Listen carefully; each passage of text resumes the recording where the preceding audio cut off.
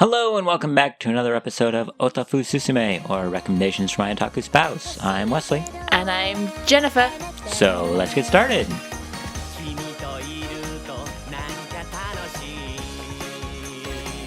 So maybe it would have been more appropriate for this episode if we'd had some ring entrance music. I didn't get it. Well, this time I recommended to Jen a movie that I hadn't seen but wanted to see, which was My Dad is a Heel Wrestler, or Watashi no Papa wa Warumono Champion in Japanese. And it came out a little bit over a year ago, late 2018, and we just didn't have a chance to see it until recently, and because I wanted to see it, I forced Jen to watch it. Well, I wouldn't exactly say forced, because there's kind of more behind the story rather than just you just showing me a movie about professional wrestling. It's about the bonds of family. It's about being true to yourself. Well, yes, that too. It's about fighting the inner evil present within all of us. And it's also about play fighting a bunch of big, muscular, sweaty men. Whoa, play fighting. It's about professional wrestling. Professional wrestling. Yes. So, Wes and I have a lot of interests. We enjoy, anime, manga. We like novels. We like American comics, movies, figurines. You like tanks and historic stuff, and I enjoy making costumes and clothes. So quite a bit of crossover, and then some separate interests as well. Yes. And you also enjoy a number of sports. I love sports. Not just sports manga or anime, but sports. Sports, yes. Like, our friends now and again will contact Wes and be like, hey, do you want to come over? And he'll be like, oh no, I'm watching the game. And like, oh yeah, we forgot you were one of those. There's nothing wrong with sports. There's nothing wrong with sports. Any drama you find in any anime or manga has already been told in the sports field better. Yes. Well, apparently. I didn't really watch sports. Except for a few that you got me into. Yes. Including probably the weirdest one yet, Japanese professional wrestling. Yes. I started watching Japanese professional wrestling over a year ago because Wes came up to me and said, Jen, you need to see this beautiful relationship between these two men. And I saw it. I said, oh my god, that is a beautiful relationship between two men. I need to watch this more. Yeah, that sounds about right. Yeah. And we've been to a couple of matches. Yeah. Luckily, now that we live in Japan, they come nearby, so it's a lot easier to go see a show. Yep. It was kind of annoying, actually, because when we were living in America, they had a couple of shows in the States in, well, I guess Dallas was last year. So when we were there, they were all in California, and it was just a pain to get to, and we never went to see them. And now that we've left America, they're going to have a show, I think, pretty close to Seattle. Really? Yeah. That's brilliant.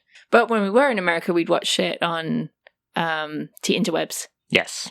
And now we're here and we're watching it on kind of television and now live. And so it's just, out of all the things, and not only that, but I've actually met other people at my work who like professional wrestling.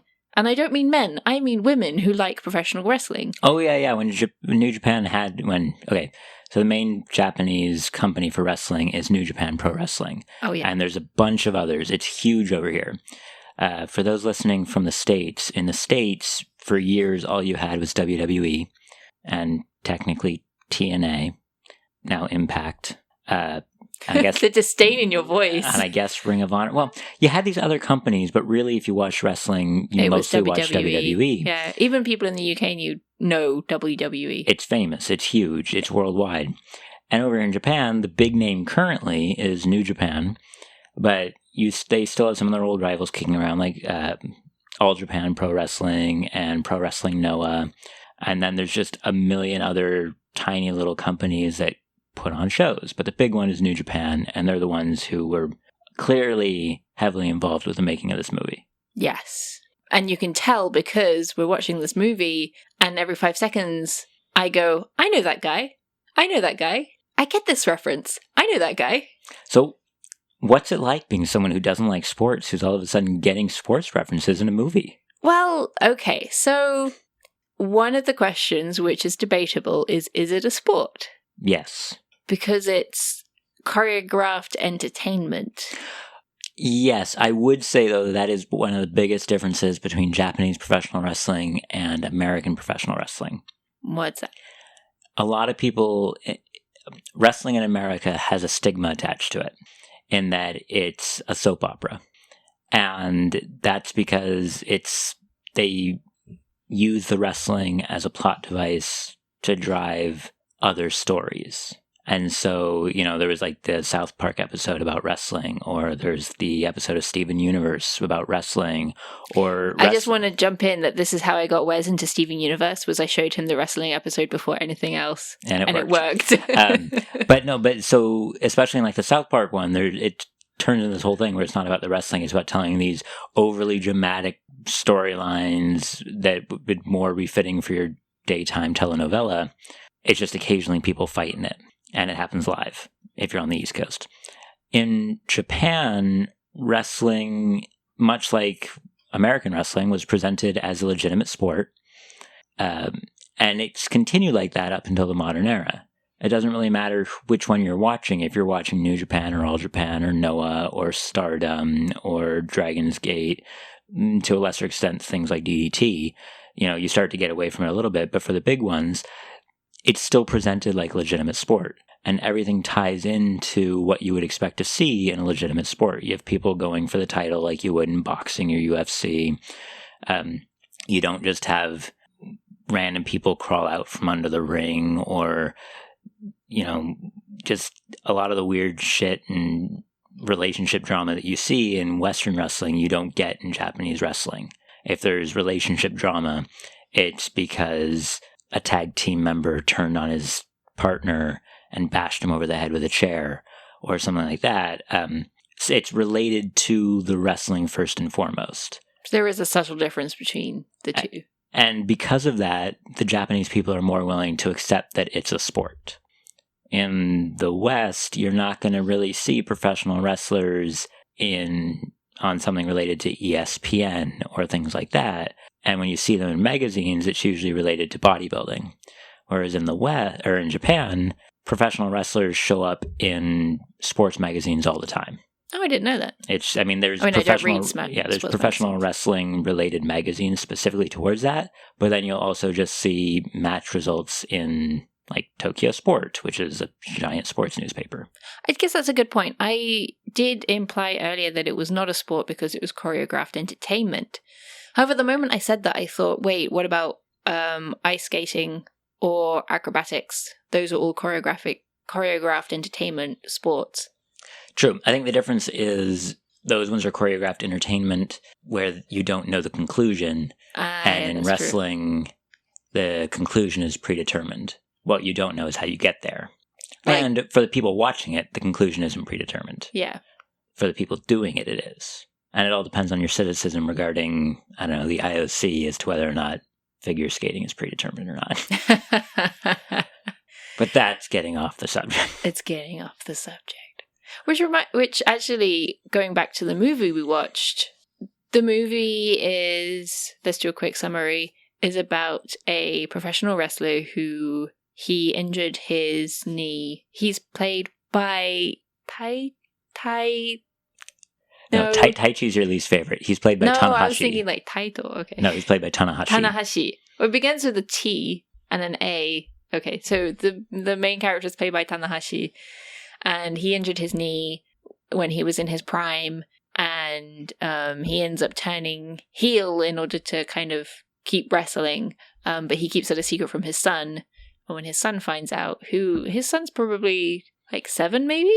Yeah, he's had the son after turning heel. Yeah. And he never told his son what he did for a living because he wasn't exactly proud of it. Being heel was supposed to be a temporary thing, and he wanted to be able to show his son what he did when he was back to being a babyface, when he was back to being a good guy. So his son, and he hasn't had that chance yet, sneaks into his dad's workplace because he wants to find out what he does, and he sees him being bad. Yeah, he finds his dad as a bad guy. And so that's when you get into what I was saying earlier, the family drama of how does the son react and how does the dad react? Because the son's unimpressed, but the dad loves wrestling. And I don't want to give away too much because everyone should go watch this movie. But one of the great things about this movie, which I really enjoyed, was that they portray it as if wrestling is a real sport. Oh yeah, they 100% are keeping kayfabe, which is amazing. Kayfabe? Kayfabe is the illusion of reality in wrestling. It's a word specifically used in wrestling. Yes, you've used that before around the house. Yeah. And it's great how they do that. So, he enters, he gets a chance to be in this tournament, and he actually beats the other contestants and kind of works his way up the ranks as if it were a real sport. Whereas if this was professional wrestling in real life, they'd kind of already have it all set up, wouldn't they? I mean, he'd still have to beat the other guys. Yes, I don't think you understand what wrestling is. But they present it as an actual match, which is really interesting when you consider the fact that he's a heel, so he's using heel tactics. And he's, spraying the other guy in the face with cold spray. No, bug spray. Yeah, but it's not... You can't actually spray someone with roach spray. I mean, he does in the movie. You'd blind them. I don't think you get this whole wrestling thing, Wes. No, but yeah, so it's interesting in how they're portraying all the heel tactics still with the guise of keeping the world as it is. And so it's legitimate, but also legitimate cheating. So when the son's watching him cheat, it's an interesting dynamic that I think adds a bit to the story. So going on from, I think the one I was most surprised to see in that movie was Okada.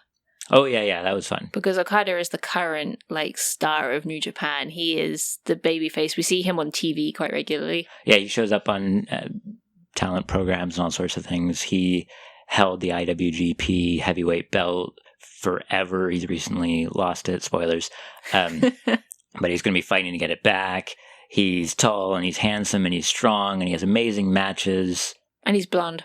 Yes. And he's married to a voice actress. He is. He's married to Umi. From Love Live, yes. Which I think is adorable. So he's kind of living the life here. Yeah.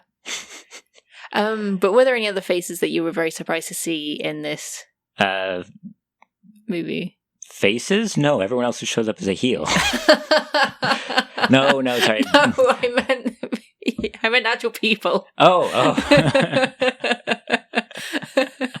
Oh, sorry, in that way. Yes. I mean, yeah. There's a bunch. All the wrestlers who show up are New Japan wrestlers, and when I was first getting into it, I knew that Tanahashi was in it as the main actor. He's on all the posters and everything, but I didn't realize how deep the connection went to New Japan.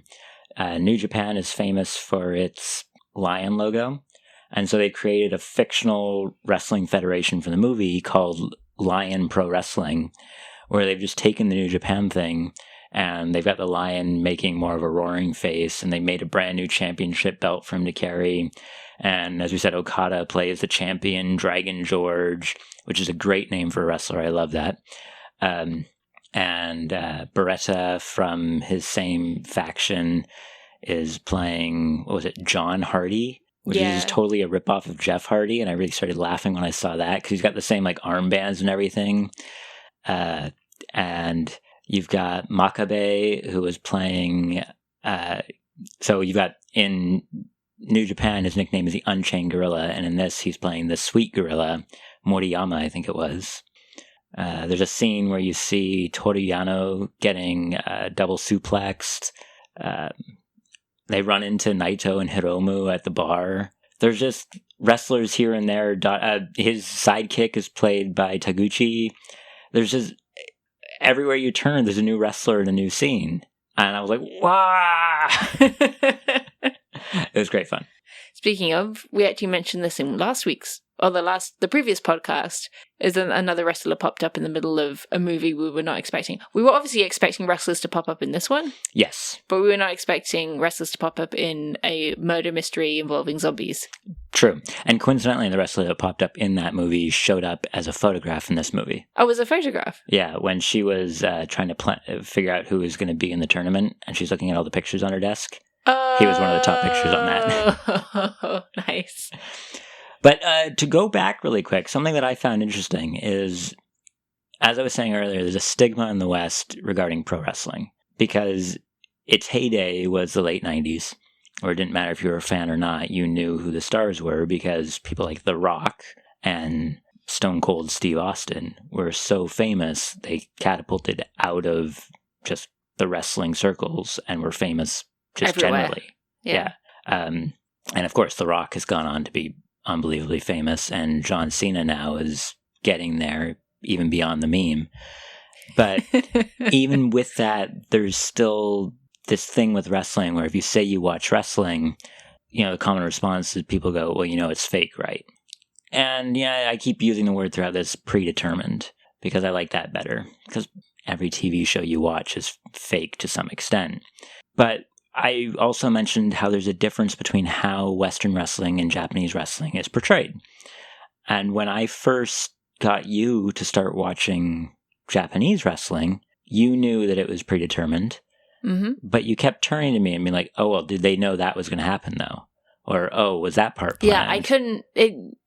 there are times when the lines are so blurred, you can't tell what's planned and what isn't, when someone's rolling with the punches and when they're actually, they know they're going to roll with the punches. Yeah, but I'd be explaining what had happened in past tournaments, or when a wrestler would make an unexpected appearance and challenge someone else, or things like that. And you'd be like, wait, but did they know that was going to happen, or things like that? So they do such a good job at presenting it because they maintain more to just the sport aspect of it. And when you don't go completely out of the realm of believability and you maintain to more what could actually happen, it makes that blurring so much easier, and you can really easily lose yourself in it. Yeah, I think that's one thing with from the little bit of American wrestling that I've watched over your shoulder, is that they're very much loud and bombastic and over the top.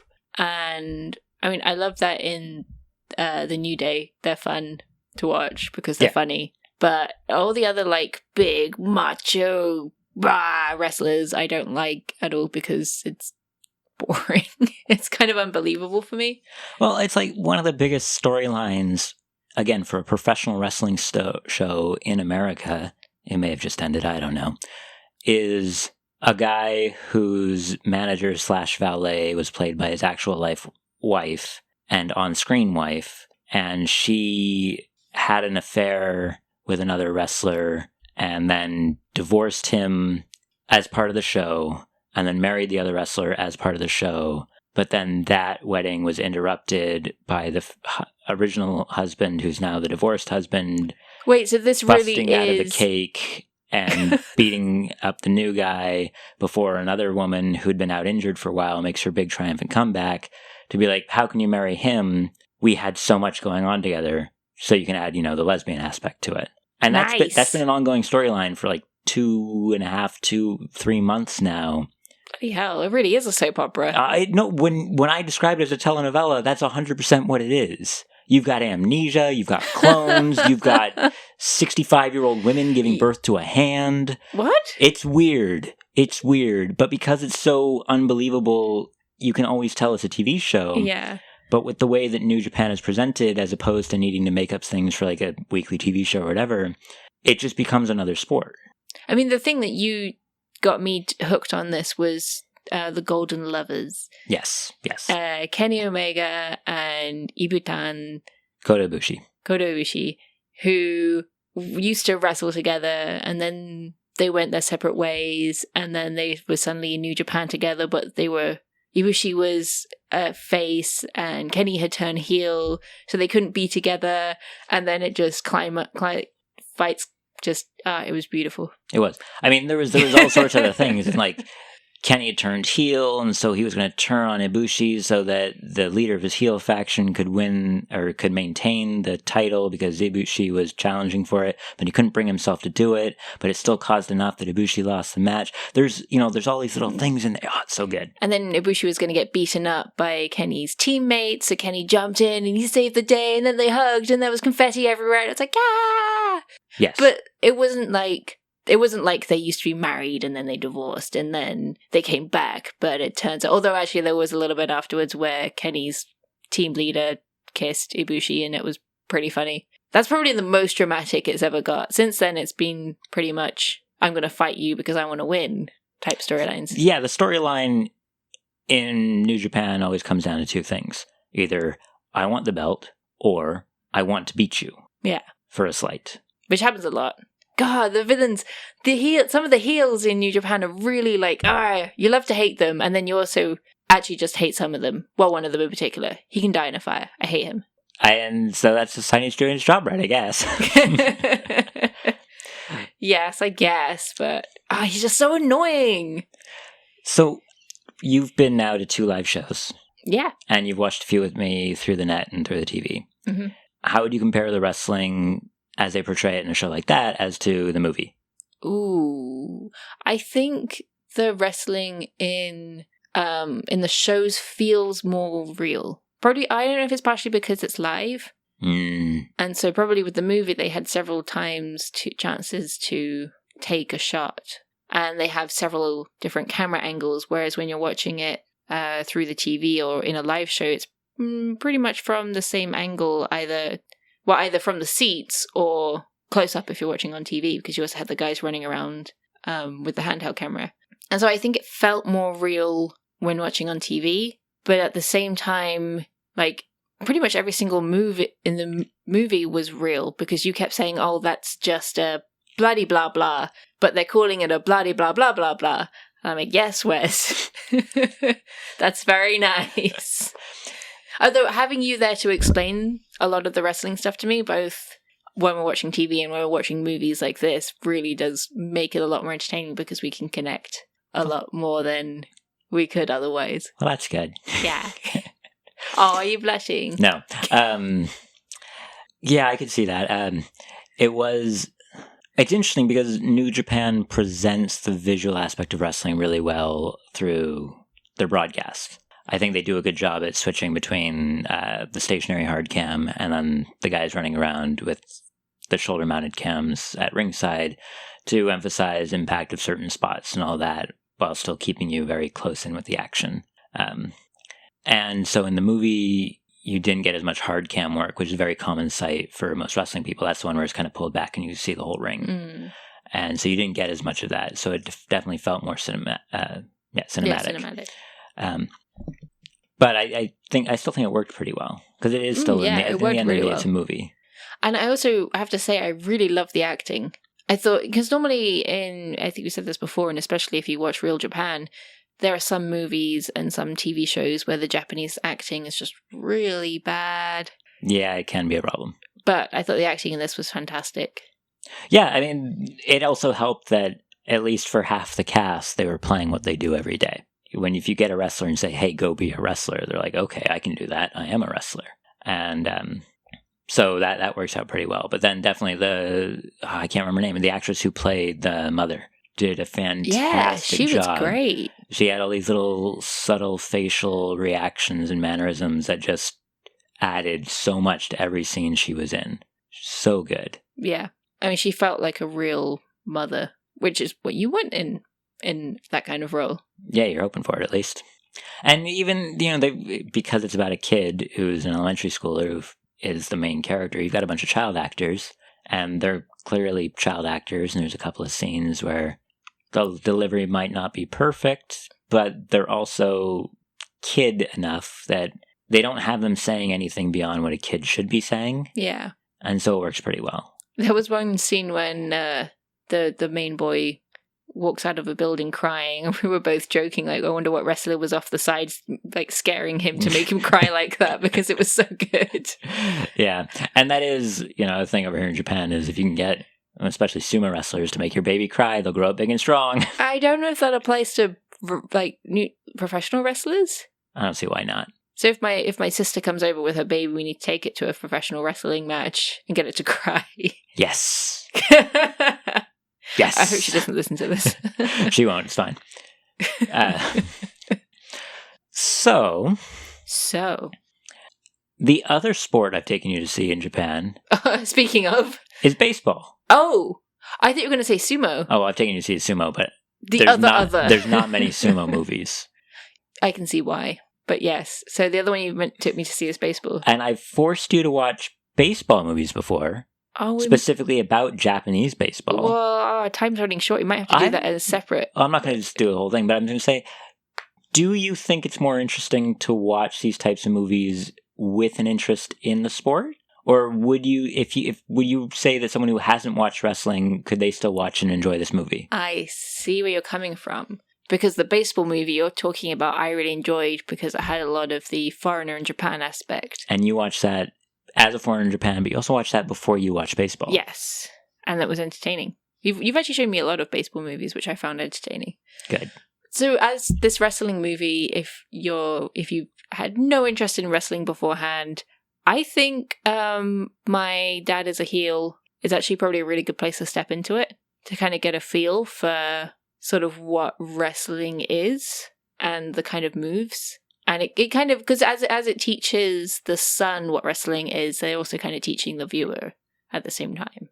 So I think it's a good place to step in if you have no idea where to come from. But then it'll be really confusing if you actually do start watching professional Japanese wrestling and suddenly it's not Dragon George, it's Okada, the Rainmaker, and they're going to all have completely different names. So it's just going to be really confusing. But if you are interested, I do think it's a good movie to watch. It'll be really confusing if you can find the match from early 2019 when they all wrestled an actual wrestling match in their movie personas. Oh yeah, we saw the special interview for that afterwards, Jen. Yes, we did.